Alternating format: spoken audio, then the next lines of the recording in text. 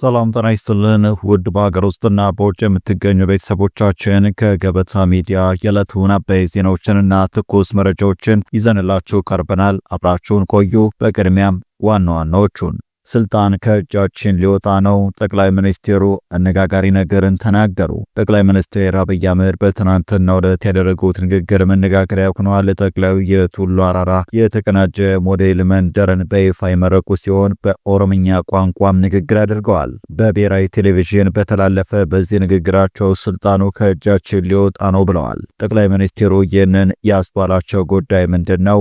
እንመለከተዋለን። በሌላ ልዩ መረጃችን በኢትዮጵያ ድንበር ላይ የተከማቸ ስላለው ጦር እንነግራችኋለን። የሱዳን ጦር ወደ ኢትዮጵያ ሊስፋፋ ከጫፍ ደርሷል። ኢትዮጵያም ለፈጥኖ ደራሽ ኃይሉ የጦር ቤዝ መስጠቷ ሲነገር የሰነበተ ሲሆን አሁን ደግሞ የአልቡርሃን ጦር በርካታ ተዋጊዎችን የኢትዮጵያ ድንበር ላይ አስፍሯል። ኢትዮጵያ ላይ ውጊያ ለመክፈት በተጠንቀቅ ላይ ይገኛልም ተብሏል። ይዘነዋል። በሌላ በኩል በትግራይ ተፈጥሯል የሚባለው የአመራሮች ልዩነትን ተከትሎ የትህነግ ስራ አስፈጻሚ ኮርና አርሚ አዛዦች በጊዜያዊ አስተዳደሩ መሪ ሌተናንት ጀነራል ታደሰ ወረደ የግል መኖሪያ ቤት የጀመሩት ስብሰባ ሁለተኛ ቀኑን ይዟል። ዶክተር ደብረጽዮን የት ናቸው የሚል ጥያቄን በርክቷል። የትግራይ ሽማግሌ ጀነራሎች በመቀለ ምን እየዶለቱ ነው? እስከ ዝግጅታችን ፍጻሜ አብራችሁን ስትቆዩ የምታደምጡት ሌላኛው ጉዳይ ነው።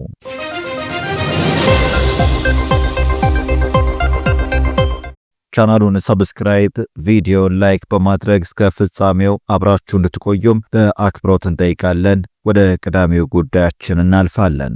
ጠቅላይ ሚኒስትር አብይ አህመድ በትናንትናው ዕለት ያደረጉት ንግግር መነጋገሪያ ሆኗል። ጠቅላዩ የቱሉ አራራ የተቀናጀ ሞዴል መንደርን በይፋ እየመረቁ ሲሆን በኦሮምኛ ቋንቋም ንግግር አድርገዋል። በብሔራዊ ቴሌቪዥን በተላለፈ በዚህ ንግግራቸው ነገ ስልጣን በእጃችን ላይኖር ይችላል ሲሉም ተደምጠዋል። ስልጣን ይሰጣል፣ ጊዜው ሲደርስ ደግሞ ይሄዳል። ሲሄድ ከመጸጸት እድሉን ባለን ጊዜ ባለን አቅም የሰዎችን ሕይወት በመለወጥ እኛም ተደስተን ህዝባችንን ማስደስተን ህዝባችን በችግር ከማልቀስ ወጥቶ በፍቅርና በምርቃት የሚያነባበት ሁኔታ መፍጠር አለብን በማለትም ተናግረዋል።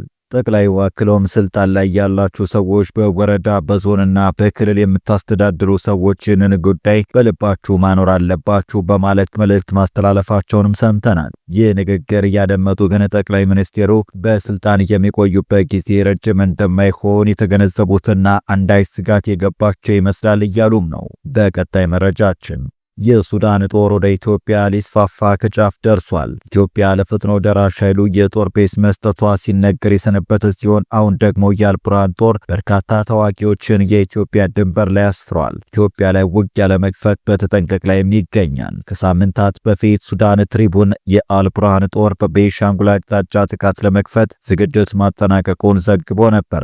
ለዚህም እንደ ምክንያት የተቀመጠው ኢትዮጵያ በቤንሻንጉል ክልል ለፈጥኖ ደራሽ ኃይሉ የጦር ቤዝ ሰጥታ ለች የሚል ነው። ዓለም አቀፍ የበረራ ተቆጣጣሪ ተቋማት ባለፉት ሳምንታት በተከታታይ በወጧቸው ሪፖርቶች መሳሪያ ጫኝ አውሮፕላኖች ከአቡዳቢ ወደ ኢትዮጵያ ተደጋጋሚ በረራ እየተደረገ መሆኑን ተናግረዋል። በዛሬው ዕለት ደግሞ አልማሻሃዳል ሱዳኒ.com የተሰኘ የሱዳን ሚዲያ የሱዳን ብሔራዊ ጦር ከፍተኛ ቁጥር ያለው ወታደርና ጦር መሳሪያ በኢትዮጵያ ድንበር ላይ እያከማቸ መሆኑን ምንጮቹን ዋቢ አድርጎ ዘግቧል። ይህም ለኢትዮጵያ ተጨማሪ ስጋት የፈጠረ ጉዳይ ሆኗል። ይህ በእንዲህ እንዳለ የፈጥኖ ደራሽ ኃይሉ ዋና ደጋፊ አረብ ኤምሬት የውጭ ጉዳይ ሚኒስትሯን ባለፈው ሰኞ ወደ አዲስ አበባ በመላክ ከዶክተር ጌዲዮን ጢሞቴዎስ ጋር ተወያይተዋል። በውይይታቸው ማብቂያ በጋራ በወጡት መግለጫም ከሚያዝያ 2015 ጀምሮ በጦርነት እየታመሰች ባለችው ሱዳን የሚገኙ ተፋላሚ ኃይሎች በንጹሃን ላይ የሚፈጽሟቸውን ጥቃቶች አውግዘዋል። ሁለቱም ተፋላሚ አባላት ለንጹሃንና ለሰብአዊ ድጋፍ ሰራተኞች ጥበቃ እንዲያደርጉ ጥሪ አቅርበዋል። ጦርነቱን የሚቋጭበትን መንገድ በተመለከተም የእርስ በርስ ጦርነቱን የማቆም ቀዳሚ ኃላፊነት የተፋላሚ ወገኖች መሆኑን ሁለቱም ወገኖች አስምረውበታል የሚለው መግለጫው ላይ ሰፍሯል። በአስቸኳይም ወደ ዘላቂ ተኩስ አቁም የሚደረግ የሰብአዊ ተኩስ አቁም ስለማድረግ አስፈላጊነት በመግለጫቸው ያነሱት ሁለቱ ሀገራት በመላው ሱዳን አስቸኳይ ፈጣንና ያልተገደበም የሰብአዊ እርዳታ አቅርቦት እንዲኖር ጠይቀዋል። በሲቪል የሚመራ ገለልተኛ መንግስትን ለመምራት መንገድ የሚጠርግ አካታችና ግልጽ የሽግግር ሂደት መኖሩ አስፈላጊ መሆኑንም አንስተዋል።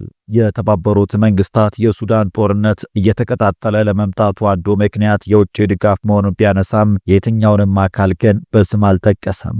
የባህረ ሰላጤው ሀገር የተባበሩት አረብ ኤምሬቶች ከዚህ ጋር በተያያዘ በተደጋጋሚ ስሟ ይነሳል። በቀጣይ መረጃችን በትግራይ ተፈጥሯል የሚባለው የአመራሮች ልዩነትን ተከትሎ የትነግ ስራ አስፈጻሚ የኮርና አርሚ አዛዦች በጊዜ አስተዳደሩ መሪ ሌተናል ጀነራል ታደሰ ወረደ የግል መኖሪያ ቤት የጀመሩት ስብሰባ የሁለተኛ ቀኑን ይዟል። ዶክተር ደብረጽዮን የት ናቸው የሚል ጥያቄን በርክቷል። የክልሉ የጸጥታ ኃላፊ ፍስሐ ማንዱስ እንደጠሩት የተነገረለት ይህ ስብሰባ በታደሰ ወረደ መኖሪያ ቤት እየተካሄደ ከመገለጹ ውጭ ስለ ስብሰባው አጀንዳና የተደረሰበት ውሳኔ የተባለ ነገር የለም። ትነግ ከተከፈለ በኋላ የጽንፈኛ ኃይል የሚባለው ቡድን ሌተናል ጀነራል ታደሰ ወረደን አትሰማንም፣ የምትወስነው ሳታማክረን ነው፣ ለፌዴራል መንግስት ትታዘዛለህ፣ ከኤርትራ ጋር የተጀመረውን ጽምዶ አስደግፈም የሚሉና ተመሳሳይ አቤቱታ እንደሚቀርብባቸው በተለያዩ አግባቦች እንደሚደመጥ የሚታወቅ ነው። በዚህ መነሻ ይሆን በሌላ ቁልፍ ጉዳይ ባይታወቅም ካለፈው ረቡዕ ጀምሮ የክልሉ የጸጥታ ኃላፊ ጠሩት የተባለው ስብሰባ ይህ ዜና እስከታተመ ድረስ በጀነራሉ መኖሪያ ቤት እየተደረገ ነው። የትግራይ የአዲስ ሪፖርተር ተባባሪ በምስል አስደግፎ እንዳለው ባለስልጣናቱ ወደ ጀነራሉ የግል መኖሪያ ሲገቡ በርካታ የአይን ምስክሮች አይተዋል። ተሽከርካሪዎቻቸውን ፎቶ በማንሳት አጋርተዋል። በሌላ ዜናም የዚሁ የታገደውና ህገወጥ የተባለው ትነግ ሊቀመንበር ዶክተር ደብረጽዮን ገብረ ሚካኤል መሰወራቸው እየተወራ ነው። ከ3 ሳምንት በፊት በኤርትራ በኩል ዱባይ ከርመው የተመለሱት ዶክተር ደብረጽዮን መታመማቸውን የሚናገሩም አሉ። ለእሳቸው ቅርብ የሆኑ ሰዎች የሚጋነን ባይሆን መጠነኛ የጤና መታወክ ገጥሟቸው እንደነበርና እንደተሻላቸው ለአዲስ ሪፖርተር ተባባሪ ተናግረዋል። ይሁን እንጂ ህመማቸው ከባድ እንዳልሆነ ቢገልጹም አጽቡ ከተማ በተደረገው የልደት በዓል ላይ አልተገኙም። በግል ለወትሮ እንደሚያደርጉት የእንኳን አደረሳችሁ መልእክትም አላስተላለፉም። ተባባሪያችን እንዳለው ታደሰ ወረደ የእንኳን አደረሳችሁ መልእክት ያስተላለፉ ሲሆን እሳቸው ከወትሮ በተለየ ዝምታን መምረጣቸው የጤናቸው ሁኔታ ላይ ጥያቄ የሚያስነሳ እንደሆነ በርካቶች እየተናገሩ ነው። በሌላ በኩል ግን ተመልሰው ወደ ውጭ መውጣታቸውን የሚናገሩም። በቀጣይ መረጃችን በእስራኤል ፓርላማ ክኔሴት በተካሄደው ልዩ ስብሰባ ትውልደ ኢትዮጵያ ላይ እየደረሰ ያለው ከመጠን ያለፈ የፖሊስ ኃይልና ክትትል አሳሳቢ መሆኑ ተነገረ። በስብሰባው ላይ የብሉና ዋይት ፓርቲ የፓርላማ ቡድን ሰብሳቢ የሆኑት ትውልደ ኢትዮጵያዊቷ ወይዘሮ ፕኒና ታማኖ ሻታ የማህበረሰቡ ወጣቶች በፖሊስ የሚደርስባቸውን እንግልትና መድሎ በምሬት አቅርበዋል። ይህ ስብሰባም የተጠራው የክኔሴቱ የብሔራዊ ደህንነት ኮሚቴ ሰብሳቢ የሆኑት ሱቪካ ፎግል ጉዳዩን በኮሚቴያቸው ለመወያየት ፈቃደኛ ባለመሆናቸው በፕኒና ታማኖ ሻታ አነሳሽነት በልዩ የክትትል ኮሚቴ አማካኝነት ነው። የኮሚቴው ሰብሳቢ ሚካኤል ቤቶን ስብሰባውን ሲከፍቶ እስኪያስቡት ከኢትዮጵያ ወደ እስራኤል የተደረገው ጉዞ ባይኖር ኖሮ እዛው ኢትዮጵያ ውስጥ አይሁዳውያን እስር ቤቶችን ይሞሉ ነበረ፣ ወታደራዊ እስር ቤቶች በእነሱ ይጨናነቁ ነበረ ሲሉ ጠይቀው አሁን ያለው ሁኔታ የጋራ መፍትሄ እንደሚያሻው አሳስበዋል። ወይዘሮ ፕኒና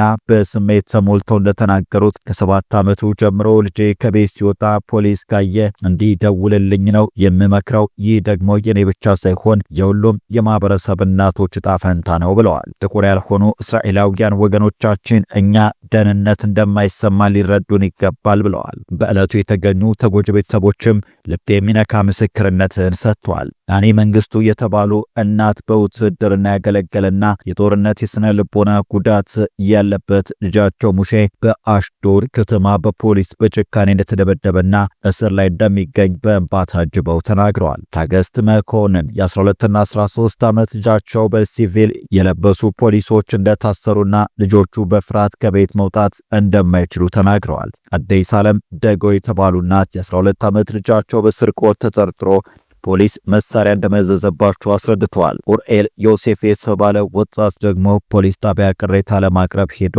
ካቴና ታስሮ እያለ በኤሌክትሪክ እንደተመታ መስክሯል። በስብሰባው ላይ የተገኙት የፖሊስ ቃል አቀባይም አሬ ዶሮን ፖሊስ ከኢትዮጵያን ማህበረሰብ ጋር ያለው ግንኙነት ለማሻሻል ሌት ተቀን እየሰራ ነው ሲሉ ክሱን አስተባብለዋል። እሳቸው እንዳሉት ለእያንዳንዱ ፖሊስ ጣቢያ የማህበረሰቡ ተወካይ ተመድቧል። ሆኖም ወይዘሮ ፕኒና ከፖሊስ ኮሚሽነሩ ጋር ለመወያየት ያቀረቡት ጥያቄ ለምን ምላሽ እንዳላገኘ ላነሱት ጥያቄ ቃል አቀባዩ ቀጥተኛ ምላሽ ከመስጠት ተቆጥበዋል። ስብሰባው ያለ ቋሚ ውሳኔ የተጠናቀቀ ሲሆን በቀጣይ ተጨማሪ ውይይት እንዲደረግ ስምምነት ላይ ተደርሷል።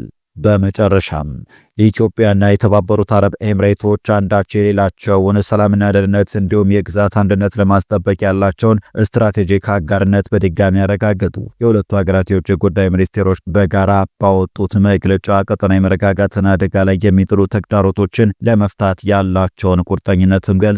ሚኒስቴር መስሪያ ቤቶቹ ማክሰኞ ታህሳስ 28 ቀን 2018 የጋራ መግለጫውን ያወጡት የተባበሩት አረብ ኤምሬቶች የውጭ ጉዳይ ሚኒስቴር ዴኤታ ሼህ ባክቦት ቤን ናህያን አልናህያ በኢትዮጵያ ያደረጉትን የሥራ ጉብኝት ተከትሎ ነው። የአቡዳቢ ሚኒስቴር ዴኤታም ከኢትዮጵያ የውጭ ጉዳይ ሚኒስቴር ዶክተር ጌዲዮን ጢሞቴዎስ ተገናኝተው ቀጠናዊ ሰላምና ደህንነት ላይ ሁለቱ ሀገራት ያላቸውን የጋራ ፍላጎት በተመለከተ መልእክታቸውን እንደተለዋወጡ ገልጿል።